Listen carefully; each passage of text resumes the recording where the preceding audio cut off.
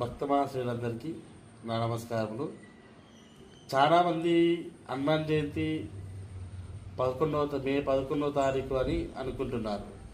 కానీ 11వ తారీఖు నాడు కాదు. ఎందుకంటే 11వ తారీఖు నాడు దశమి అనేది ఉదయం 9 గంటల తర్వాత స్టార్ట్ అవుతుంది.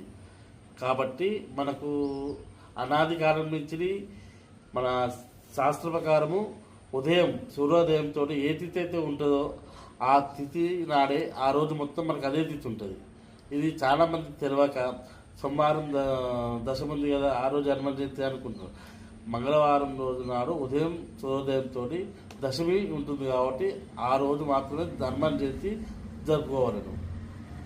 ఇది చాలామందికి తెలియక భక్తులందరూ హనుమాన్ జయంతి 11వ తారీఖు అనుకుంటారు. కానీ కాదు, మంగళవారం రోజు నాడు మే 12వ తారీఖు హనుమాన్ జయంతి జరుపుకోవాలను భక్తులందరూ.